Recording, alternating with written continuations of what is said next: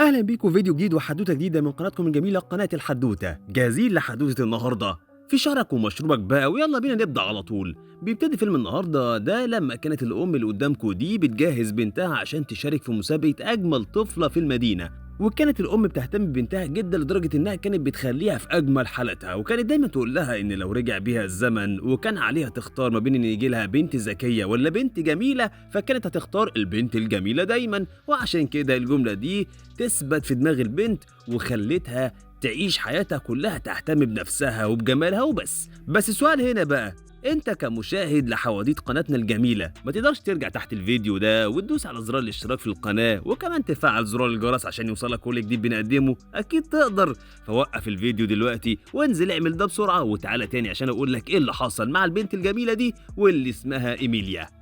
بيعدي الزمن وتتحول إيميليا الصغيرة الجميلة خالص اللي قدامكوا دي لأشهر وأكبر وأجمل عارضة أزياء في العالم كله، وكانت بتعمل عروض أزياء لأفخم وأكبر بيوت الأزياء في العالم. وكمان ما كانش بيحضر العروض دي إلا كل رجال الأعمال والمشاهير وصفوة الصفوة في المجتمع طبعا، وده لأنها اتربت على إنها أجمل بنت في العالم فطلعت أجمل بنت في العالم.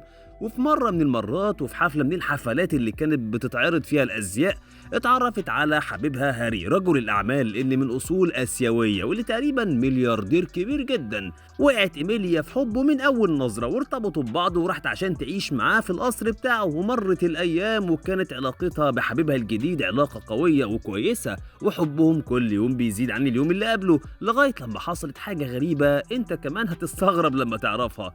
إيميليا صحيت في يوم من الأيام على صوت غريب جاي من المكتب بتاع هاري، وعشان كده قامت بسرعة تروح على المكتب عشان تطمن إيه اللي بيحصل. وكانت الصدمة، دخلت ولقت هاري واقف على السلم وعمال يثبت رف كبير جدا في وسط المكتب اللي لونه روز. استغربت من المنظر وقالت له إيه الرف اللي أنت مهتم بيه قوي ده لدرجة إنك تعمله بإيدك؟ قال لها الرف ده هيتحط عليه أغلى وأقيم حاجة عندي في حياتي. قالت له الحاجة دي عبارة عن إيه؟ هل هي كتب معينة ولا مجوهرات ولا مقتنيات أثرية ولا إيه الحاجة اللي تخليك تعمل الرف ده بنفسك؟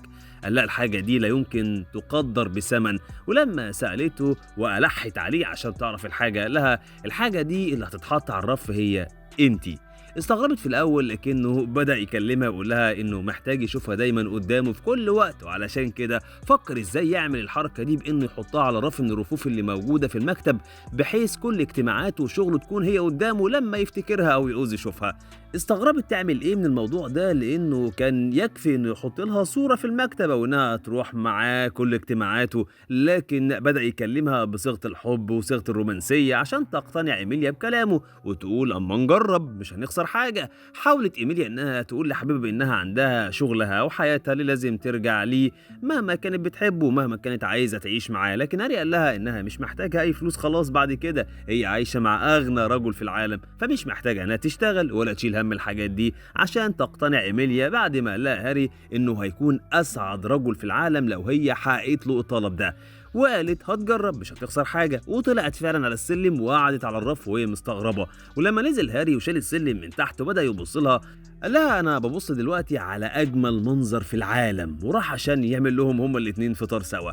مرت الايام وقرر هاري يتجوز من ايميليا، وفعلا عملوا حفله زفاف، بس كانت برضه حفله زفاف غريبه جدا لان ايميليا كانت قاعده فوق الرف بفستان الفرح وهاري كان موجود تحت. وفعلا خلصت حفله الزفاف بالمنظر ده، وكانت ايميليا قاعده فوق طول الحفله وهاري واقف مع المعازيم تحت، بس كانت مبسوطه باللي بيحصل بعد ما كانت مستغرباه لانها شافت كل اللي موجودين بيبص عليها وهو مبهور بجمالها وحلاوتها. ودي طبعا كانت الشهوه اللي زرعتها امها فيها من صغرها عشان تخليها حلوه في عيون كل الناس. بدأت الأيام تعدي واحد ورا التاني، وكانت إيميليا حياتها كلها على الرف بتمارس كل اللي هي عايزاه تعمله وهي على الرف. حتى هاري كان بيدلعها في الطلعة وفي الدخلة، كل ما يطلع وكل ما يدخل يقول لها كلام حلو ويلاحظ عليها فستانها الجميل وتسريحة شعرها اللي اتغيرت ولون المونيكير اللي في ايديها. بدأت إيميليا تعيش كل حياتها وهي على الرف ده ومش مسموح لها إنها تنزل. كانت بتغير هدومها وتمارس الرياضة وتظبط ضوافرها، تعمل كل حاجة وهي موجودة على الرف من الآخر. في الأول كانت شايفاها إن ده نوع من أنواع الدلع والراحة والرفاهية، لكن بعد كده بدأ الملل اللي بتحس بيه يضربها، وخصوصا لما بدأ اهتمام هاري بيها يقل. في الأول ما بقاش يقول لها كلام حلو ولا يجيب لها حاجات كويسة سواء المجوهرات أو الورد، بعد كده بقى يتضايق من الأصوات اللي هي بتعملها وهي قاعدة، ويطلب منها إنها تسكت أو تقلل من الصوت عشان يركز في الشغل اللي بيعمله، وده خلى إيميليا تستغرب من الحالة اللي وصلت له. بدأت تفكر إن الوضع ده لازم ينتهي، واللي زود الطينة بلة إن هاري بدأ فعلا يمل من إيميليا تماما، ومبقاش يتكلم معاها ولا يلاحظ وجودها. ده غير كمان في المرة الوحيدة اللي قام واقف فيها لأن ملاحظ حاجة متغيرة، افتكرت إيميليا إن هو هيلاحظ الفستان الأجمل في مجموعتها اللي دايما كان بيعجبه عليها واللي كانت لابساه في اليوم ده، لكنه قال إنه ملاحظ إن المكتب بتاعه مش موجود في مكان النور المناسب في الأوضة، ونادى للموظفين عشان يحركوا المكتب ويحطوه في وش النور. مش بس كده، ده كمان غير مكان الكرسي بتاعه، وبدل ما كان وشه لإيميليا على الرف بقى ظهره كمان ليها، وده اللي خلى إيميليا ما عادتش تستحمل الوضع وبدأت تعيط على الحالة اللي وصلت لها. وفي يوم من الأيام رجع جوزها مستعجل عشان خاطر نسي حاجة في المكتب، افتكرت المراجعة عشان يتكلم معاها لكنه أخد الحاجة اللي نسيها وخرج على طول. علشان اللحظة دي تكون بالنسبة لإيميليا اللحظة الفارقة بقى، بدأت تصرخ وتنادي عليه لكن هو ما كانش سامعها وكان مكمل في طريقه، واللحظة دي قررت إيميليا إنها لازم تنزل من على الرف. لكن بعد مرور 3 سنين قاعدة فيهم على الرف لازم طبعا تستبعد المسافة عن الأرض، بالرغم إنها مش عالية قوي. حاولت في الأول إنها تقلع واحد من الأحذية بتاعتها وترميه وتشوف هيوصل الأرض في قد إيه، وكان بالنسبة لها المسافة بعيدة جدا. قررت إيميليا إنها هتجرب نفس التجربة في الحذاء التاني وتشوف برضه هيوصل الأرض في قد إيه، ولما عملت كده كان نفس المسافة ونفس الرعب اللي جواها، بس هي المرة دي قررت إنها لازم تنزل بنفسها. بدأت تحاول تنزل من على الرف شوية بشوية لغاية لما ما بقتش قادرة تستحمل، وقعت على الأرض. طبعا بالنسبة لها الوقعة دي كأنها كانت واقعة من فوق قمة الجبل عالي جدا، لكن المسافة الحقيقية كانت قريبة جدا من الأرض، فعشان كده هي ما اتأذتش. لكن تعالوا نفكر شوية، واحدة بقالها 3 سنين ما استعملتش رجليها ابدا، هل تقدر تقف على رجليها بعد الفتره دي؟ طبعا مش هتقدر، وده اللي حصل فعلا لايميليا. ودلوقتي هي حاسه زي الطفل الصغير اللي لسه بيتعلم المشي لاول مره، حاولت تقوم ومش قادره تمشي على رجليها ولا عارفه ازاي انها تمشي اصلا. شجعت نفسها وسندت على الكنب والحاجات اللي حواليها وفضلت تمشي واحدة واحدة لغاية لما خرجت من القصر بتاع هاري. بدأت خطوات إيميليا تبقى ثابتة وترجع لها تاني قدرتها على المشي، وكانت إيميليا زي الطفل اللي بيشوف العالم لأول مرة. فضلت تجري في كل مكان وتزعق وتصرخ من الفرحة ومش مصدقة إنها خلاص رجعت العالم تاني. بدأت تجري في كل مكان في القصر، ومش بس كده، دي خرجت بره القصر وركبت العربية بتاعة البوسطة وراحت بيها وسط المدينة، وأول لما وصلت بدأت ترقص في الشارع وتحضن العربيات وترقص مع الناس الغريبة، وركبت كمان الموتوسيكل مع واحد غريب عشان يوديها لغاية البحر. ولما راحت هناك لقت مجموعة كانوا بيلعبوا يوجا فمارست معاهم اليوجا، وبعد كده راحت على الشط وشافت ناس بيعملوا رياضة رقص الزومبا، عشان كده بدأت ترقص معاهم وهي مبسوطة لغاية لما شافت موج البحر. اللحظة دي بدأت تجري زي المجنونة وزي الأطفال كمان على البحر لغاية لما لطمتها مية البحر بالكامل وغطست فيها. كانت اللحظة دي كفيلة إنها ترجع إيميليا لعالم الواقع من جديد. تحس هي بتعمل إيه؟ خرجت من المية وطلبت من الناس الغريبة إن أي حد فيها يديها إن المنشفة تنشف بيها نفسها، لكن محدش وافق إنه يعمل كده، وخصوصا إنهم شايفين واحدة شكلها غريب وتصرفاتها أغرب.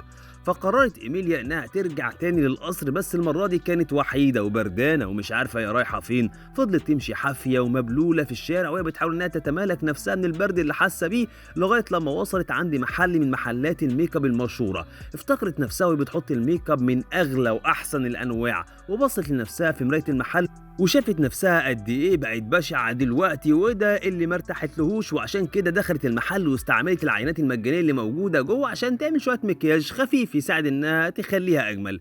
وبشوية لمسات بسيطة أو سحرية قدرت إنها ترجع نفسها كده. واللي لاحظ الموضوع ده هي الست صاحبة محل المكياج اللي راحت لها وحاولت تتكلم معاها وتفهم هل هي ميك اب ارتست ولا هي هوية، وحصل معاها ده بالصدفة. لكن إيميليا عرفتها بنفسها وقالت لها إنها واحدة من أشهر وأجمل عارضات الأزياء في العالم. الست حست إن إيميليا مغرورة شوية بالجمال، فقالت لها إن مش لازم الجمال يكون كل حاجة في الحياة، ممكن تفوزي مثلا بالحياة وفي نفس الوقت الناس يحبوا جمالك ويحبوا يتفرجوا عليكي، لكن ما ينفعش تخلي جمالك هو كل حاجة في حياتك. لانه هيخسرك حياتك فعلا. سمعت ميلا الكلام بتاع الست دي وصدقته، وقالت انها لازم تغير طريقه حياتها وحبها لجمالها لازم يتكسر، واول حاجه تعملها انها ترجع للقصر. وفعلا رجعت على القصر واخدت حديده من الحديد بتاع المدخنه وبدات تكسر الرف اللي كانت قاعده عليه واللي كان بيمثل لها غرورها وحبها لجمالها وعدم رغبتها في انها تعمل اي حاجه غير ان الناس تبص عليها وتقول قد ايه هي جميله.